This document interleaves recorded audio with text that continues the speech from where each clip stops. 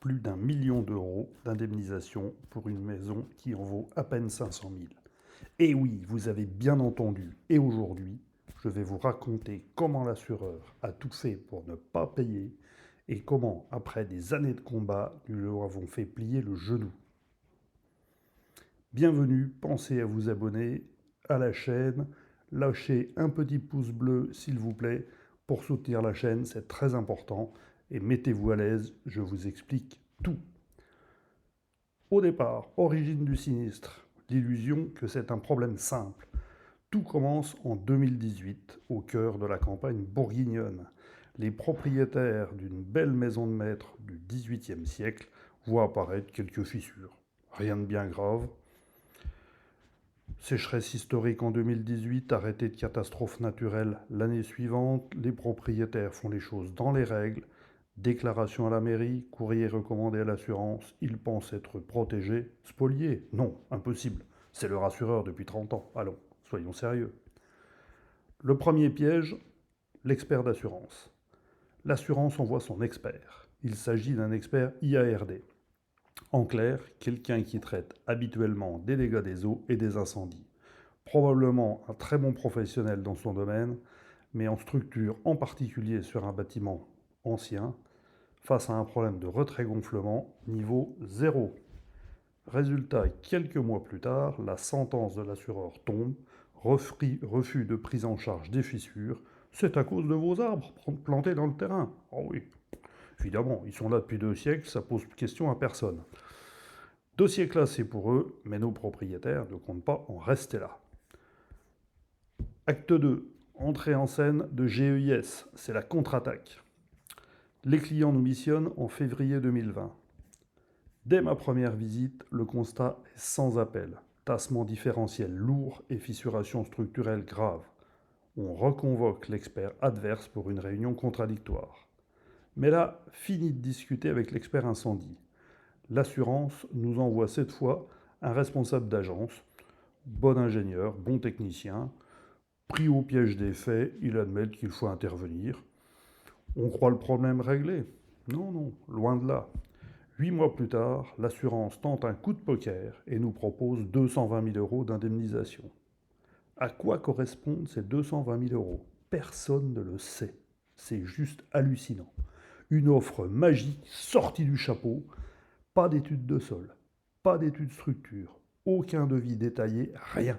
Juste un chiffre pour nous faire taire. Et croyez-moi, si mon client avait accepté, il était ruiné. Partie numéro 3, l'engrenage et le crash. 2020-2023.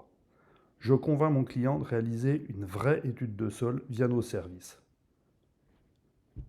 Résultat, le problème est bien plus profond et bien plus complexe. Notre ingénieur structure qui chiffrait déjà des réparations à 480 000 euros, on dépasse largement les 220 000 euros. Quand je recroise, non pas accidentellement mais sur convocation, l'expert de l'assurance, il me soutient mordicus que leurs 220 000 euros, c'est un cadeau du ciel. Il me prend vraiment pour un idiot et avec moi mes clients. Là, terminé de jouer, on passe la vitesse supérieure. On active notre réseau, on confie le dossier à l'un de nos avocats spécialisés en droit de la construction, avocat partenaire, direction le tribunal pour assigner l'assureur. Nous sommes en 2022, l'avocat obtient la nomination d'un expert judiciaire. Mais la nature n'attend pas, et en 2023, pluie torrentielle suivie de nouvelles sécheresses, la maison explose littéralement. C'est une catastrophe. L'entrée et la cuisine sont condamnées pour risque d'effondrement. Et oui, ça va jusque-là. Les propriétaires doivent abandonner une partie de leur logement et se réfugier dans une autre aile de la maison. Heureusement, elle est grande.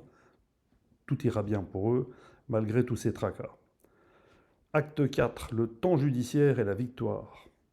L'expert judiciaire fait reprendre toutes les études géotechniques, structurelles, de matière ultra rigoureuse. On a de la chance, on a un expert judiciaire sérieux, compétent. L'assureur sent le vent tourner, essaie de gagner du temps.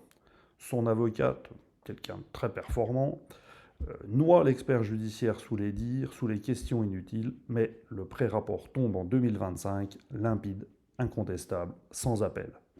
Épuisé, l'assureur doit courber les chines, il est face au mur, après des négociations entre avocats, l'accord tombe, 1 054 000 euros d'indemnisation forfaitaire. Plus d'1 million d'euros pour sauver une maison estimée à 500 000 euros. Si les dégâts avaient été pris à temps, avec moins de 500 000 euros, on pouvait réparer. C'est hallucinant. Morale de l'histoire. Eh oui, si l'assureur en manque un petit peu, il y a quand même une morale à cette histoire. Ce qu'il faut retenir dans cette affaire, c'est une vérité très simple. L'assureur n'est pas votre ami, il n'est pas votre assureur, il est, quand il doit payer, il devient votre ennemi, votre adversaire. 2. L'expert envoyé par l'assurance n'est pas votre expert, il n'est pas là pour vous. Il est payé pour faire dépenser le moins d'argent possible à la compagnie d'assurance. Vos seuls alliés, point numéro 3, en l'espèce, c'est votre ingénieur expert indépendant et votre avocat spécialisé. Face à un assureur, il faut être armé. Chez GUS, nous travaillons qu'avec des experts, ingénieurs, chevronnés et les meilleurs avocats en droit de la construction. Alors, si vous faites face à des problèmes de sécheresse ou de fissures en Bourgogne-Franche-Comté, ne restez pas seul. Rendez-vous sur notre site www.geisgroup.fr. Dès la rentrée, je me lance dans une série de vidéos exclusives. Je recevrai en interview un avocat spécialisé en droit de la construction pour décortiquer tous les recours possibles en cas de catastrophe naturelle et sécheresse. Donc, ne manquez pas ça. Abonnez-vous. Laissez vos questions en commentaire, je répondrai à tout le monde. Et mettez un super j'aime, le petit pouce bleu. Prenez soin de vous, de vos maisons et à très bientôt.